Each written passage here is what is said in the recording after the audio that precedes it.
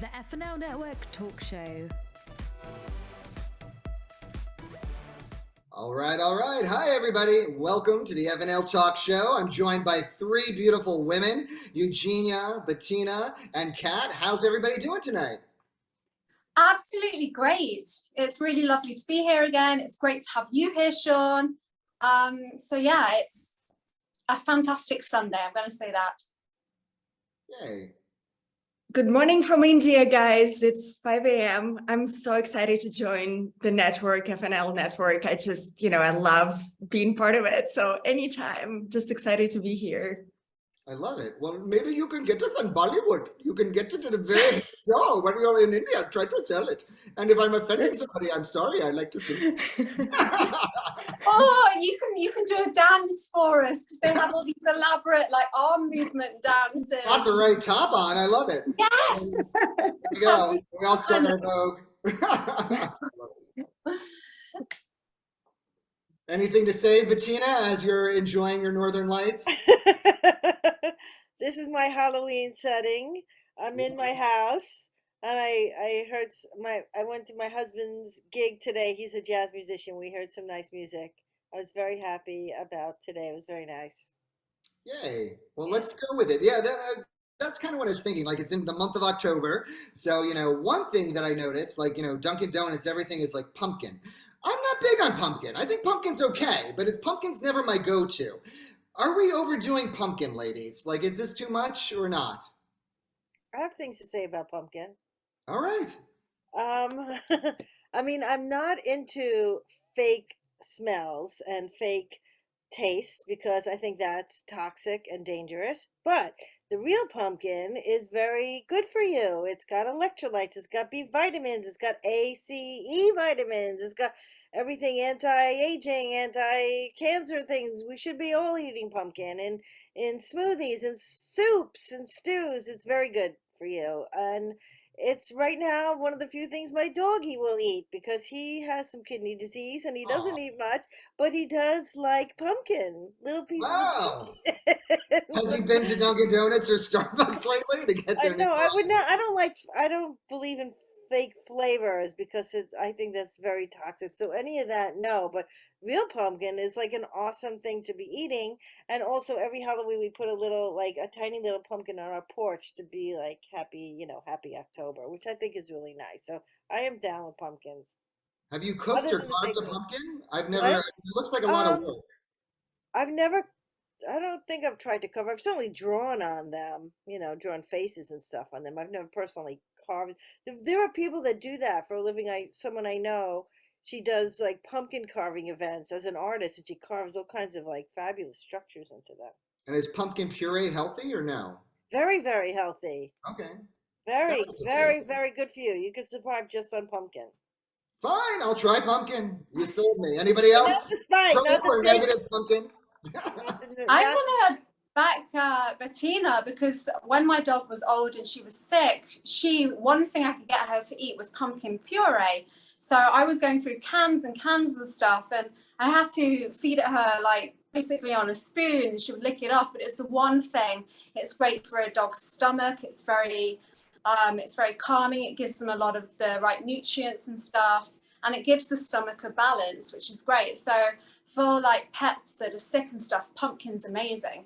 Now, being British, we are not massive into Halloween. I mean, we have our pumpkins and we carve them. In like recent years, we have become more American. We do the costumes and everything like that. But pumpkin pie does not exist. We have done the fake stuff like, the pumpkin lattes and all that sort of Starbucks stuff.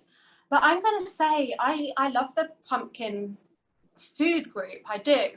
Like butternut squash is related. Butternut squash soup is amazing. I love roasted butternut. If you cook pumpkin the right way, it's super flavorful. Like as itself, it's a bit bland. It does need a bit of help.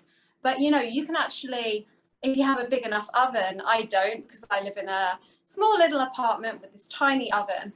But if you have a big oven, you can actually make a soup in a pumpkin. Or you can make a chili in a pumpkin, and then you can actually scoop out the flesh at the same time as you eat the chili.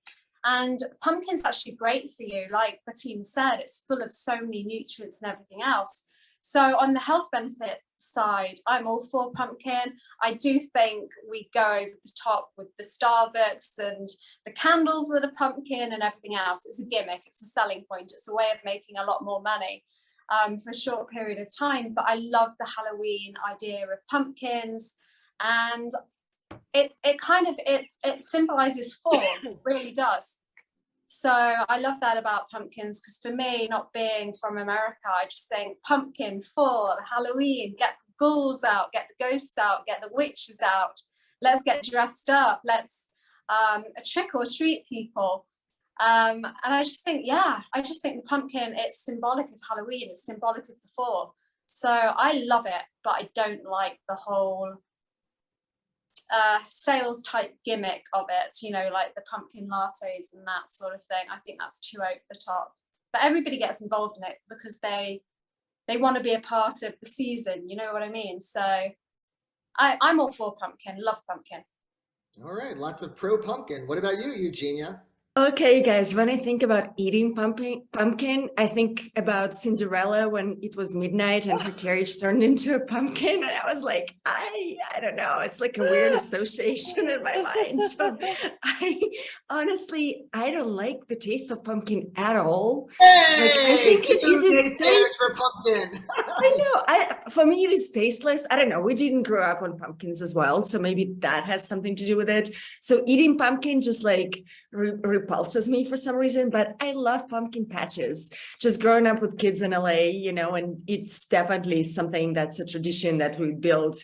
And even though it's like it can be really gross, you know, all these pumpkin patches with like everybody running around, and there's so much sun in LA usually, and like, you know, people just grabbing all these pumpkins to go back home. But and it's very touristy and they make so much money. And they usually have all this like poor animals, these pumpkin patches, which I always feel bad for. But it is a little of a tradition. You know, I love the color, like the bright orange. It's really good for Instagram pictures when you take it. And yeah, I mean, carving pumpkins and like putting little lights inside, I'm all for it. You know, all these kind of little traditions that you do with family and just, you know, create memories. But eating pumpkins, no, thank you. Plus the toxic things, and Starbucks would never go for pumpkin, whatever, you know, and they sweeten it so much. It's like too sweet. But I think pumpkin like itself, it's just tasteless for me. I don't know how about you, Sean? Yeah. Well, they say actually the most fattening drink is the pumpkin latte, followed by the eggnog latte at, you know, Starbucks. So if you want to watch your waistline, you got to watch out for that pumpkin latte. That's how they get you. And I also think of like the headless horseman with a big pumpkin on his head. It's just like, you know, it's like, it doesn't have good connotations, you know, where you like light a pumpkin in a horror movie and then all of a sudden, so like, I don't know, you know, pumpkin's a little spooky to me. I don't know. Now you mentioned going to the pumpkin patches, sand or no sand, Eugenia. Does anybody else do anything for fall? Do you have fall traditions that you normally do? I'm going to say probably not. I kind of just go with the flow with the seasons. I do like when Halloween comes and stuff. I like walking around people's around the streets and stuff and seeing everybody's decorations around their houses and the garden. So I make time to do that all the time because I love seeing like the Halloween, I love seeing the pumpkins. But inside my own little four walls, I don't do anything. But I enjoy seeing it all. And I do make time to see like Christmas decorations where they're out, where people put trees up. I mean, this country is amazing for that sort of thing. It does like Valentine's Day, it does 4th of July. We have constant decoration changes. And I love seeing that because it's so alien from where I've come from. You know, we do Christmas, but Christmas tends to be mainly inside your house. And you know, some people do decorate the outside of the house, but it's not like here where it is kind of a competition. Who's got the biggest and best decorations? And for me, just as a foreigner who's blessed to live in this fabulous country, I like going and being a tourist and going to see, you know, everyone's gardens and taking a wander around. So that is probably my personal tradition, that I make time to wander the streets at night and just see what's going on and all the lights. And I have this amazing house near me and it's got like a guillotine and so many amazing Halloween decorations. It's an eye-opener. It could be its own mini theme park. It's that phenomenal. And I just enjoy seeing that sort of thing. But for me, in my own little space, I don't bother, because it's just me, myself, and I. But I enjoy it. I enjoy seeing what everybody's doing, and just seeing something that's not been part of my life when I was growing up, you know? Yeah, do you go to the Halloween parade? I heard like West Hollywood has a great parade. New York has a really awesome parade too, but I heard with all the people in special effects at the studios and stuff, people go all out in California. West Hollywood does go all out. It's pretty amazing. There's some phenomenal costumes there, some real eye-opening ones. I did mention one last week that I thought was brilliant. It was nothing to do with Halloween. I'm not going to mention it again because I know it did offend one person. But yeah, I love all that sort of thing. I love seeing people dress up, and it's kind of a competition who can look the best on Halloween. And it is in LA. It's massive in certain parts of LA. West Hollywood is one of them. And I was very lucky that I lived in West Hollywood for a while. Last year, the moment I live in Burbank, and apart from people decorating the gardens and the kids going trick-or-treating, there's none of that. You have to kind of travel into the real part of the city, to like West Hollywood, to see all that and just see all the grown-ups dressed up. And there is some amazing costumes. Silly thought, but I had a friend who's been, so I'm going to ask Kat and Eugenia, because you're in California, have you been to Hugh Hefner's Halloween party? Oh, I no, haven't but been- I would love to It go. was random, but I know somebody who's been, you know, and they posted photos. Well, they sold the estate now, so I don't know who it belongs to. But I recently worked with Playboy, and they're trying to rebrand it. So they sold the estate. I've been to Hugh's place. The first time I came to Los Angeles, and my friend is like, "Oh, let's go to like Hugh party," and I show up, and he's got this crazy garden with like all the monkeys and like really weird animals, and the groats. It's a really weird house. I've never been for Halloween. But talking about seasons, if I can add, in Los Angeles, I think, where we live, it's like you really don't feel the seasons unless you're at CVS, where I was living on like 25th of September, and they have already Halloween decorations and they sell all this stuff. So I'm like, okay, I guess we're in the fall season now. So that's how you feel about it in LA. But I personally love seasons. I love being in New York, in the fall, and especially Central Park. It's like when the leaves change and, there's the smell. And my kids for school, which I love their school, makes them like collect all these leaves and make all these art projects. And it just brings you close to nature and like different seasons, and you celebrate as well, like seasons in life, it really translates to so many things. And I love, like, when I used to live in New York, I used to love watching Woody Allen's films about New York, just because he portrays, that city so well. And, walking in Central Park and just looking at the beauty of nature and how it transitions, I think it's just so fantastic. And usually, yeah, I just love when my kids bring all these art projects from school with, the seasonal things and nature, and it's very pretty. Yay. I mean, and honestly, from the little bit I've studied as well, like witchcraft, I mean, to bring it up since it's like an October theme, it's really a celebration of nature. And then all the original holidays, we're kind of all celebrating nature as far as like, fall harvest, winter harvest, spring solstice and all that. And then later, Christianity came in, and then we had Christmas and Easter and so forth. So I think, it's kind of like a natural inclination to like, celebrate and, the world around us and the changes in the world around us. And my hocus pocus, Bettina, any traditions for you for October? Yeah, I mean, I live in a beautiful area with the fall foliage is really stunning. And I mean, we do some apple picking because where I live is like it's very big. They've tourists from all over coming to do some apple picking. But I also enjoy doing some bike riding before it gets too cold. We did that just yesterday, and seeing all the beautiful trees and the beautiful colors. And also we do some driving around, looking at all the trees and all the colors are stunning around here. It's just really nice to take a look at everything. So I saw deer in your backyard. You have deer to visit. the deer visit in the backyard.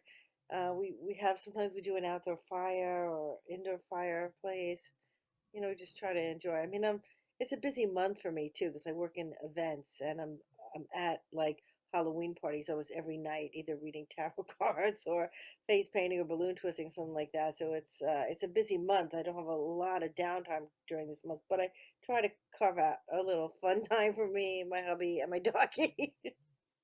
Nice. All Yeah. right, so I want to switch tones a little bit. I've had a lot of odd things happen where when I went, especially before the flip phones and iPhones came out, when we were still using like little like disposable cameras and getting things printed, many times I visited Salem one time and somebody was trying to use a digital camera that time, I remember. And she was, it was a female taking my photo and it was snow on the ground. We were in the cemetery where all the witches are supposedly buried in, Salem. And she was like, oh wow, it's snowing again, but it wasn't snow. It was like just hundreds of orbs like all around me, and like it just showed up in the photo. And then I had another photos like when I went to like Rome, into Colosseum. Well, clearly people died there. The same thing, like blurry orbs around me. And in Japan, when I went on vacation, it happened at a temple where people are praying and people are probably buried. Same thing in Bethlehem, because actually people were buried where the Christ child was supposedly born. So, any of you have any like unexplained phenomenon or energy or ghost experiences or stories or UFOs for Spooktober?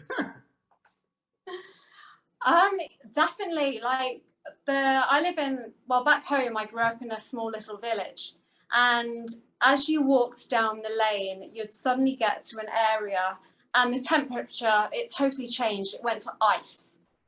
And it was always ice. Didn't matter if it was summer, winter, but the temperature, it was like this bizarre cold. And it was always for a certain patch of this road. And you could more or less, I'm going to say more or less your skin crawled. Because it was just this weirdest feeling. It wasn't a natural cold, but that happened all the time. And every time you walk down this road, there was this ice cold in this certain area. And I've had that since. I've had it a number of times, mainly animal related. I had it when my first family dog passed. I was actually at boarding school, and he passed on the Thursday. I got picked up from school on the Saturday, and I was lying in bed, and he hovered above me. And I just knew. And when my parents came on the Saturday and they broke the news on the way home, I already knew, because he had come, I don't know what time he passed, but he'd come to me in the night and basically kind of said his goodbyes. And it's happened to me since. Like, as everyone knows, I lost my horse 6 months ago. And I came home a week after he died, opened my apartment door, and it was the same ice that I explained when I walked down this road. And it was beautiful in some ways, because I knew he was there. And I actually had this rattle, which I brought home of his. And I was like, Winfrey, are you here? Give me a sign. And a couple of hours later, I got this email from this breeder who I'd been talking about getting a puppy from, and offering me a puppy. And only him and my dog Yasmin knew that I wanted a puppy from this breeder. And it came through in the same 4 hours that Winfrey was, I'm going to say apparently, in my apartment. I do believe he was here because it was ice. I turned on my AC onto heat. I had it blaring away and the apartment didn't get warm. The dog didn't want to come into the apartment. It was bizarre. She was acting all funny like animals do, because they sense more than we do. But I've had a number of things. When he died, there was these white rose bushes at the yard, and 9 days after he died, they turned a light pink. And I was actually down there visiting, and all of the rose bushes for the whole of the barn were a light pink, and that's my favorite color. And it just, I do believe in ghosts and stuff like that, and I believe in past lives, and I'm going to really put the ball out there. I believe that I've been here before, and I believe that I've been hung and drowned. So perhaps I was a witch. Like, I won't allow anything around my neck right now. I won't allow a scarf, a necklace, or anything. But I do believe I was hung and then drowned. And I always find if I'm underwater, I'm totally at peace. But if people touch my neck, supposedly my eyes flash black. And that's just putting it out there about past lives and stuff. The energy stays around us is how I feel. So I do believe in ghosts. I believe that you can be reincarnated. I believe that some don't get the chance to be reincarnated. Perhaps they hover around, you know. I think it's, I don't know, I think it's each and every individual feels things slightly differently. And, you know, whether I'm right, whether I'm wrong, whether I'm crazy, I don't know, but that's my belief. All right. Eugenia, Bettina, what do you say? Bettina, you want to go first? Yeah, I have a lot to say. Okay, let's hear it. I'll try to narrow it down. Don't. Okay. Now, one time, this happened with me and Sean. Oh. We were in at a party together, and I don't remember exactly this. We were doing some energy healing or something, and all of a sudden, a blue light jumped out of our hands that we both saw, and other people saw. It was a visual blue light. It burned. It was like a fire coming from our hands. We were giving each other energy work. Yeah. And then we could visually see it. So that happened. And like, we're not the only ones that saw it. I think we were standing around with some friends. That's my memory, that everyone saw the blue light. Another time I went to see, this is so many years ago in the 80s, before I was really even doing energy work, but it was like, I think it was like a Reiki event or something, and someone had something wrong with their arm, so the teacher was like giving some energy healing, and I saw red light coming out of her hand. I'm like, oh, I can visually see that. Like, I channel energy for years, but I usually don't actually see, like, I was like, wow, I see a red light coming out of your hand. She's like, you can see it? I was like, yeah. So that happened. And now this is once about my cat, my first cat, Sparkle. We found him out on Long Island, and that was the first time I had like a communication with an animal, because that little thing looked at me and I could really hear him say, you better like take me home. I'm not going to survive out here.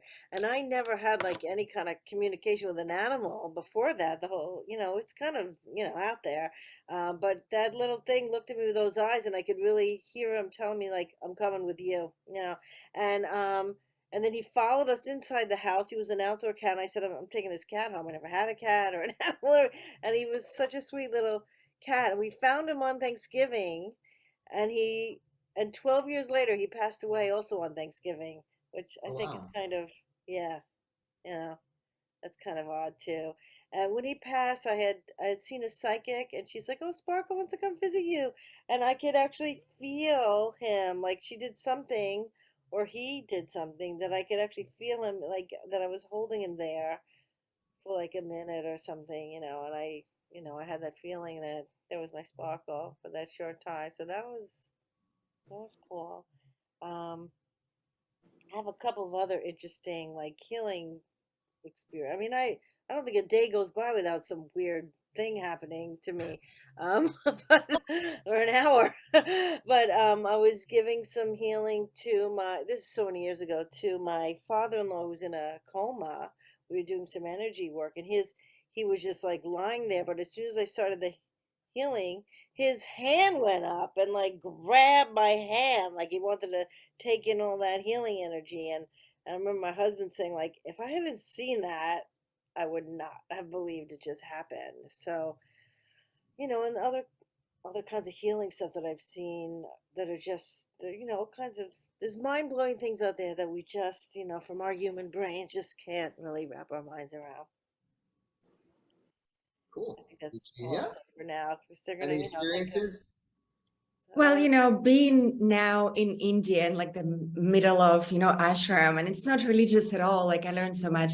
They're so spiritual, and I learned about karma, and things like that. They're like, if you don't want to come back, basically you can't harm anything around your environment, and that's a good karma, so yeah, they definitely believe in reincarnation, and like it takes 16 days to transform after you die to kind of come back, and they say no matter what you'll come back, unless you like healed all your karma. That's what they believe. And it's been amazing to work with all those spiritual teachers and yogis and really experience the energy. Like it's really hard to describe, but this land in India really has some energetic imprint that you never believe, but one, with your head, because I think we're so much in our ego, but like once you're here, you really feel it. And as a child, I was always kind of a crazy person, like Katya said, like you believe you were a witch in your past life. I totally had that regression too. Like I was a witch and I was burnt and, things like that. I don't know if it's psychosomatic or like, we live all simultaneously in all kind of lifetimes, but I definitely feel that connection to nature and the healing properties of nature. And as kids, like they were saving money to buy dolls and I was saving money to get this one book with like all the spells. Literally when I was 6, I was obsessed. So I got this book finally and I was practicing like out of body experiences, it was like levitating and things like that. I was so curious about that, maybe because my dad was a nuclear scientist, but I was always fascinated, by things that we can't see and, much more than we can just like understand with our mind. And I used to do the spells, like I used to really co-conspire. I was such a rebel, co-conspire with my kid friends. And I remember on some birthday and like end of kindergarten, I would take them to the basement in some house. And it was like in a huge apartment house. And like, we're going to the basement and we're going to do the spell. And I knew exactly how to do it. Like you have to put like a protection thing around it. I studied it for a long time and we succumbed to spirits and the light, like there was a candle that went out once we did it correctly. Like that book, you guys, was so powerful. I had to get rid of it one time because something happened when we went to London and, I manifested literally something that's so unexplainable. Like we got a storm and we couldn't fly back to come back home. And it was insane with like black cats. I don't know if we're going to go more into like details in the stories about ghosts, but it was pretty intense that I had to get rid of this book for a long time. And yeah, I mean, I definitely do see ghosts all the time, especially living in Los Angeles. I think there's just so much strong energy of people that live behind. One of my friends, she lives in this mansion where she has like Marilyn Monroe's bed and Jimi Hendrix wrote Purple Haze.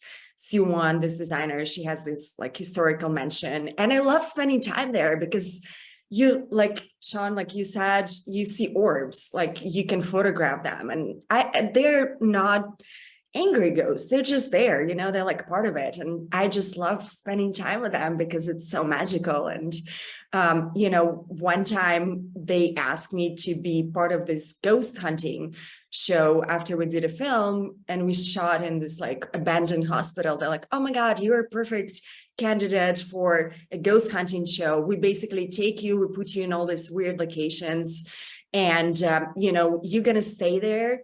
And there's going to be a medical team. So I was like, okay, this is real.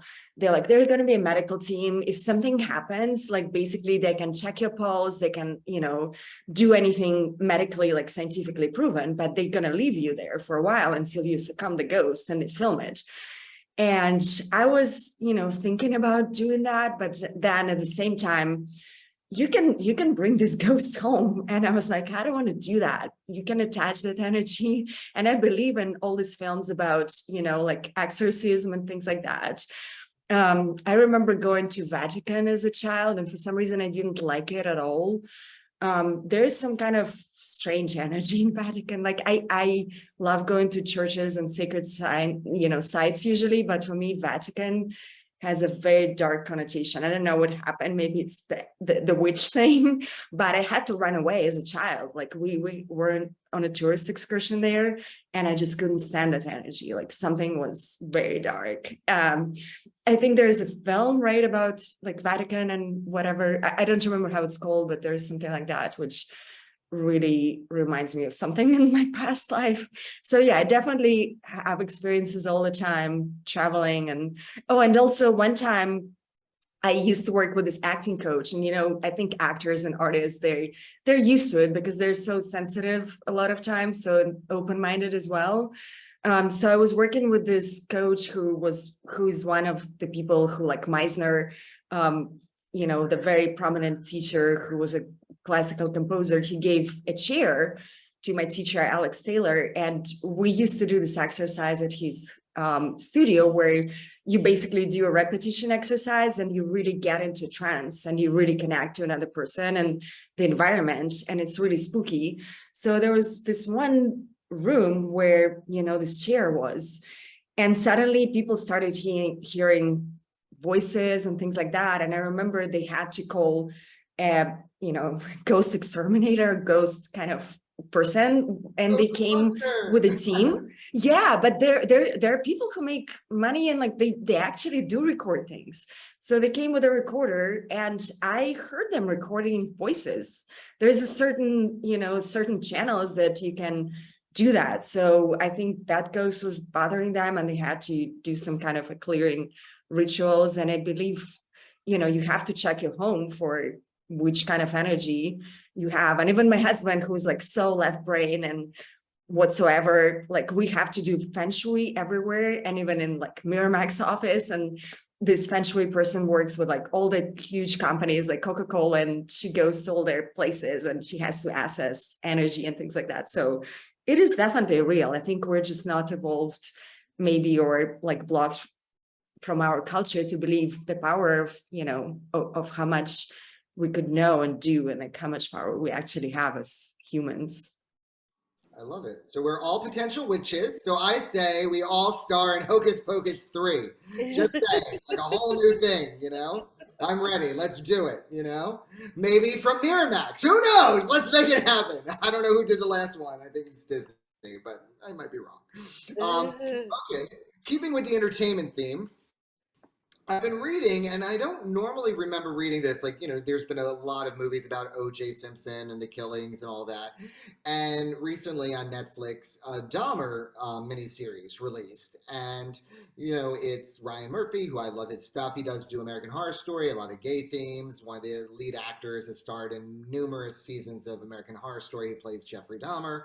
But I've been seeing a lot of feedback like, well, is this a negative thing? Should all the proceeds go to the victims' families? Because, now we're profiting on kind of entertainment. I did see the show, and I do have an opinion on the show, but I don't know if you all had seen it or not. In general, or after seeing the show, what do you think? Do you think it's okay to profit on a real life case? People are fascinated in it. They're not really trying to do anything to defame the families, but they're not necessarily doing anything to help the families. I'm going to say we live in a world where people do profit off each other.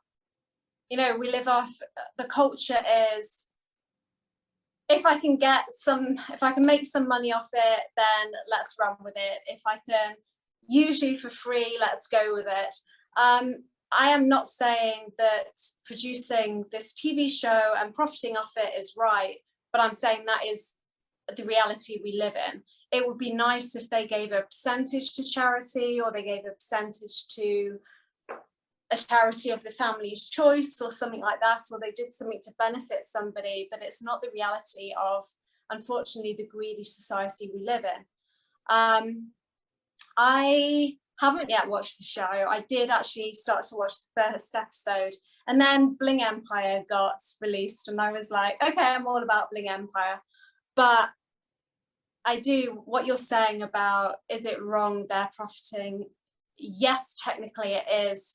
But if we look at 2022, it's the normal to profit off people. And it's the way, we live in a money hungry, greedy society, unfortunately. And it's lovely if people do give to charity, but it is a me society. We're a society of influencers. We're a society where we put ourselves first and we don't necessarily think about other people. So the production company and Netflix who have done this production, they're thinking about viewership, they're thinking about profit. They're not thinking about how this may affect Joe Blogs or, the family members and all that sort of thing. They're thinking about me, myself, and I, basically. That's how I think of it. Eugenia, Bettina, what do you think? I don't have too much to say, but a little bit. I haven't seen it because it just sounds so gross to me, even though I heard it's well done. But personally, I would like to see art being done to uplift people and not being done to gross people out or like kind of fuel these, I don't know, need to know these gross things. I just don't understand why we do have a society like that where we're just like fascinated by these horrible things. And I prefer to see art done that's positive and helping people. So that's my general thought on it. And yeah, if you're gonna do something like that, go help. You take the money and go help the victims of it instead of trying to profit off of them. So I don't know. Those are my thoughts. Okay, I have a lot to say about it. I'm so passionate. Just to add to both of what you said, fortunately or unfortunately, I've been around a lot of Hollywood producers, and I understand that the way people make money is they feed off fear. Basically, I heard that saying from some producers is like, your audience, you do films for them to react from like your belly down. So it has to be a gut feeling. And, that's what people want. Like, and unfortunately, I've been fighting a lot of people in Hollywood and saying like, why are you doing these films? And they're like, it's the easiest profit because people react on fear so fast. And, they basically, they're addicted to that. It's very easy to get addicted to violence. And that's why they do all this horror and violent films. If you watch it, you just, your brain reacts in a certain way and it releases certain chemicals. And that's why we're addicted to news, and all whatever is happening. Like that's why they feed us. And it's just such a, it's like eating fast food or candy. Can like release fast reaction in your body, but you don't really understand the consequences of it. And yeah, people do make a lot of money on that. And I think people need to be more conscious about, why they watch it. And obviously it does stir a lot of problems in like teenagers. And that's why we have so much violence, I think, and crime in real life, just because people get triggered subconsciously. It is all subliminal, subconscious projection of like what people will after walk out and do.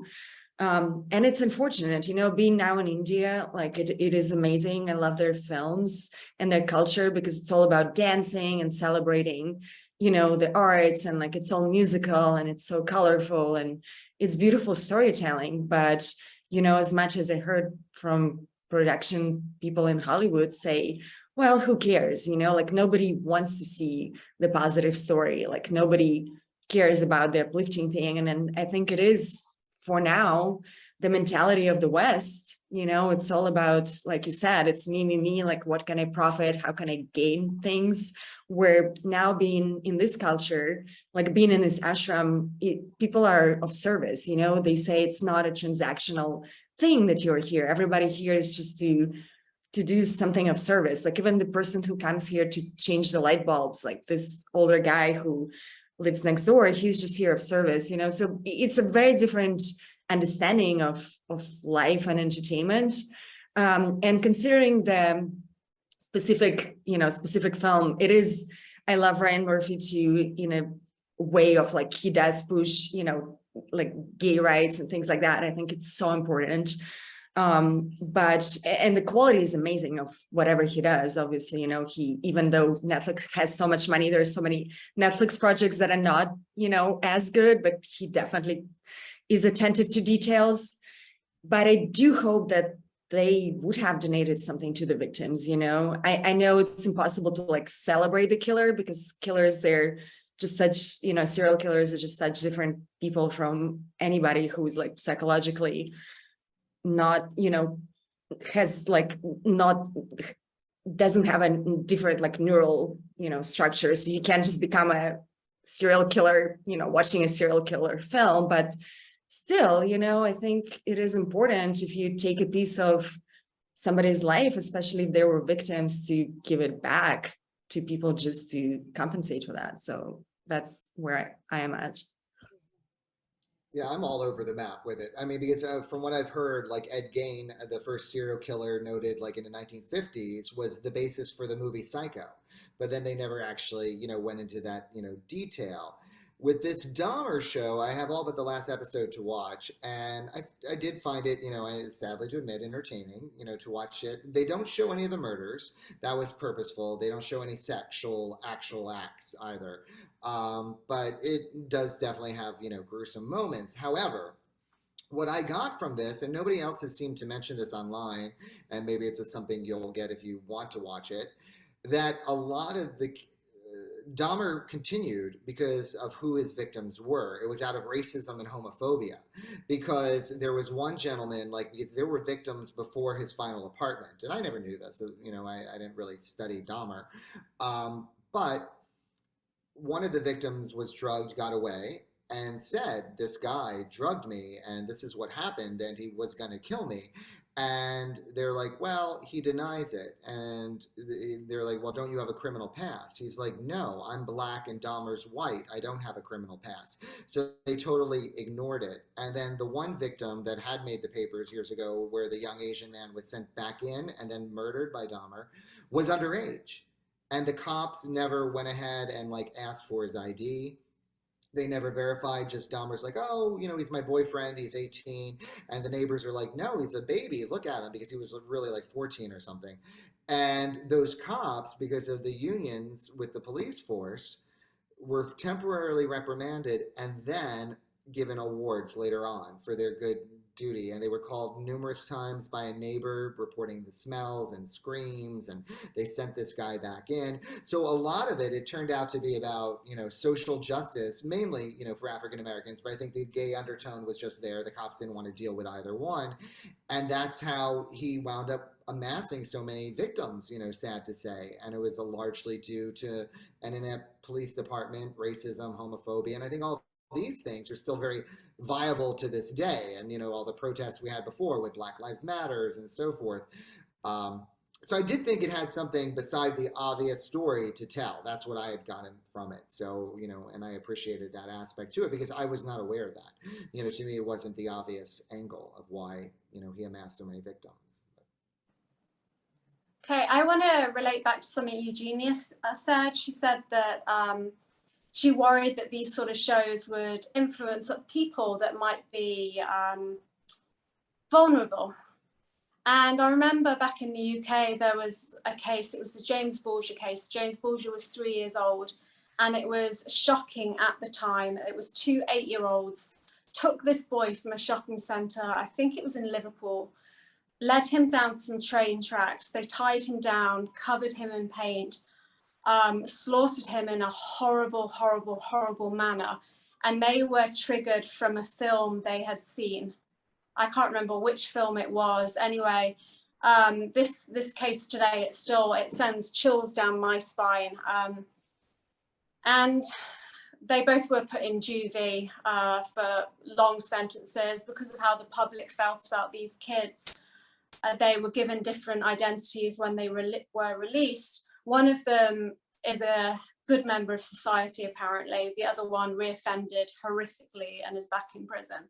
But they were triggered by something they saw. And I think with the streaming platforms like Netflix, unless you have parental control, you've got minors watching this. You've got people who don't necessarily realize that it's, what's real life, what's not, you know what I mean? And I think that's a danger zone. I think if you've got someone with post-traumatic stress, or you've got someone with a mental disability or something, it is a big trigger to see these films. I mean, you look at the amount of gun crime that we have, or the amount of stabbings that we have in the UK. Violence is part of our culture, and we're kind of glorifying it by making these films. And I think it is, one, we all love it, we find it entertaining, there's an audience for a reason, but it's also highly dangerous. So I do agree with what Eugenia said. And I think, it's how you kind of control that, I don't know. But it's an eye-opener when you think that potentially this could trigger somebody to do something horrific. Well, and also in the US, like we focus so much on violence and violent movies, but they can, they never get like an X for being too violent. They never go beyond an R. But if you show nudity or sex, then it could be like NC-17 or an X rating and it was banned. Whereas like Europe and everybody else is like less and they have less violence, and, like they're more open as far as nudity and sexual acts, and they would be less prone to put violence. So Eugenia, like knowing a little bit about the industry and everybody else in the industry as well, like, how do we bring in more sex and less violence? That's what I would like to do. I'm saying go sex and film. You should get inspired by French culture. I think French culture is so sensual, I grew up in Paris type of thing, and they're so open. And I think, yeah, Europeans are so open. I remember doing a film where we had to shoot one of my first films where we had to shoot like a love scene, and people on talk shows just slammed me. They're like, oh, why did you do that? And they sell sex too, So I think it's like going back to Playboy, like people found out how to monetize on like repression of sex and religion. And, it's like not normal, having like people in Europe, they go without bras on the beach, and it's not weird and it's not creepy. And like people don't have, strange thoughts because they don't have the repression. I think in America it's just a whole culture and business made on like bras and like, look at Victoria's Secret, like it's just glamorized and fetishized in so many ways. So I think it comes down to like money and profit and people who are greedy and who make money on that. So I think unless we evolve as a culture in like a sense, and we just bring the whole America to meditate somehow and, just get to a more place where we are more connected as people rather than like it's mine and I want to take and I'm greedy and like let's suppress everybody's natural things because we're humans. Like sexuality and sensuality is part of our life, and unfortunately I found myself being repressed. Like I work with a lot of photographers like Cat, you're a model, and I have no problem shooting projects. Like now I have an amazing project where a photographer painted all the body and it was very spiritual, and we shot it in like Atlantis and Ibiza, and it was all about like a female power, and the female body, but it's not objectified. It's, so speaking of any kind of body, doesn't matter who you are. And I feel a lot of times they're like, oh, you're a mom. Well, like, what the hell are you doing? You can't post that. Like, and I don't understand that at all. I don't understand the American culture in that sense. I don't know what you guys think, but I think just like feeling, repressed and shy, and that's where all this negative things come out, because once you repress something, it will come out, but in a not healthy way. Okay, I'm going to say that men and women, we all have nipples. There's nothing unique about a woman's nipple or a men's nipple. We all have nipples. It's a fact. And I'm going to say, the body is beautiful. And like Eugenia said, in Europe, there's nothing wrong with doing a topless photo or something like that. And I remember my first ever shoot was actually topless, and it was very androgynous. It was, it was actually for Rankin, and it was about androgynous people, and I had my hair shaved off and a mohawk at the time, but there was nothing sexual about it. And I'm going to say, when I've done topless pictures for fashion or I've done topless on the runway, I've never felt like I've been sexualized. But when in society, if you kind of flaunt anything, people treat you like, I don't know, like you're a prostitute or something like that. They treat you slightly differently. And this, bodies are beautiful. We've all got bodies. We've all got parts, male parts, female parts. There's nothing to be ashamed of. And I think we all need to go and we need to just not become nudists or whatever, but we need to accept that this is normal. There's nothing taboo about having sex. There's nothing taboo about the body, and just kind of enjoy being human. Because as soon as you start saying, oh, it's wrong to flaunt this, it's wrong to flaunt that, that's when I'm going to say sexual acts of violence do happen, because people kind of want to break the boundary, they want to go there. But if people are just open and honest, like if you're open and honest with your child about, where did you come from? I remember I had this it was a pop-up book when I was a kid, and we were given it at about 4 years old, and it basically explained where you came from. And I remember you pulled the little pop-up thing, and you actually saw the mummy and daddy doing the act. And that was normal in the UK. You would not have that now. But it's, you know, there was nothing ever taboo. Well, yeah, I knew where I came from. And, you know, there was no curiosity about sex. I think when you try and hide it away and you make it something that's, oh, this is adult, or, you know, that's when stuff happens. And I just think, you know, we all have nipples, embrace them. That's my sort of thing.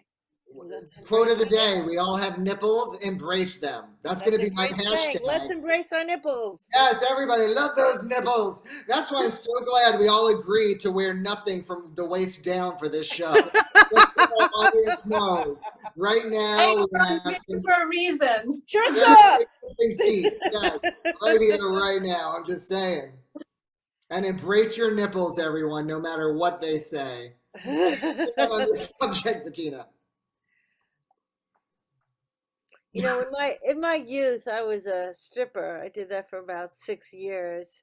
And so I got very used to just being nude in a work environment. And so that helped me let go of any repressions I might have had right before that. So I'm all for freedom of expression, freedom of what you wear or not wear. I think that's very important.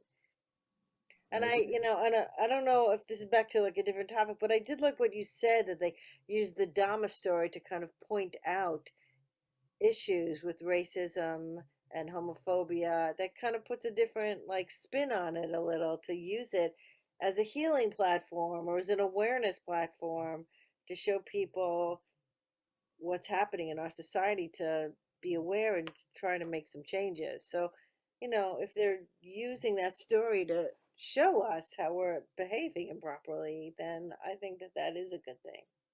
That's what I got out of it, but maybe I didn't see it. Perception. It's the idea of it's like, but who knows if I may see it in the future.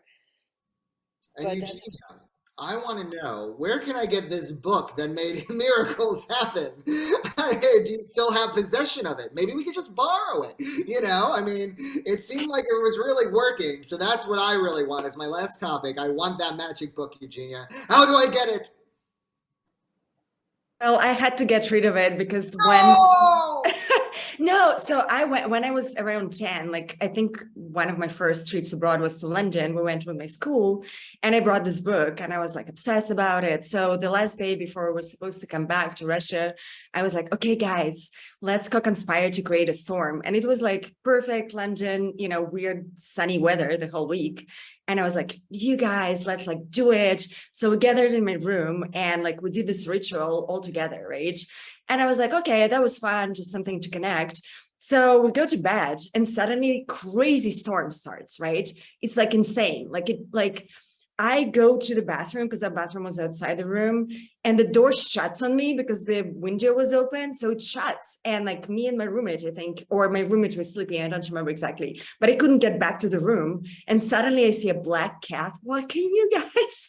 I was like, I was not kidding. I had to sleep downstairs in the lobby because it was one of those small hotels. And I was terrified. And it was such a big storm. We couldn't fly back. They delayed all the planes back, you know, so we were stuck in Heathrow for a long time and then our plane was shaking, like coming back. And I was like, okay, this was like a little bit too much. So I had to like put this book aside. I'm like, I don't know, like it was very good. I wish I could find it now because, you know, but I think we don't need books, you know, I think the power, like we here in India, we did these rituals for all the goddesses. They believe in this tradition that they're like goddesses of different things, and they made us channel these goddesses. And a funny little story. So at the end, like they believe that, you know, at the end of going through all this transformation as a feminine power, you're supposed to like give birth to something, to like, you know, you went through this journey, hero's journey. And they give us these coconuts, like all of people. And they're like, okay, tomorrow you have to break the coconut. And like, it's supposed to be like a representation of like giving birth, and then you have to drink it. So it's like a ritual. And they said the coconut is very strong. So if you need to go to altar, there's a brick on the altar and you can break the coconut on the altar because the brick is very strong. So I was like, okay, I never broke a coconut in my life. I go in the morning, like this at 5 a.m. I'm like, I can't break this coconut. I don't want to wake people up in ashram. I go to the altar. I try to break a coconut and I break the altar instead. I got so like, I know I had to run out. I'm like, shoot, like, and I was walking around ashram suspiciously. People were telling me like, this weird girl, she's walking with a coconut. And I'm like, I'm supposed to break it. Like, it's a spell. So I had to like go outside and fight a stone and to break it. It was super embarrassing, but I think rituals is super fun things, and would do it with my kids. I don't know how about you guys, but it is something super fun to do. I like it. Well, I think you ladies are all super fun. I think we covered a lot. So everybody, feel free to love or hate your pumpkin. Watch or don't watch Dahmer. Have more nudity and less violence. And don't forget to embrace your nipples, because if we learned one thing on this show, it was like, don't be embarrassed. We all have nipples. Embrace your nipples. Thank you. Yes, nipples have not been embraced enough. And I'm glad we're finally the show to take on the big nipple aversions of the past. One nipple at a time. That's all we have, people. All right. Thank you, ladies. Everybody have a great night.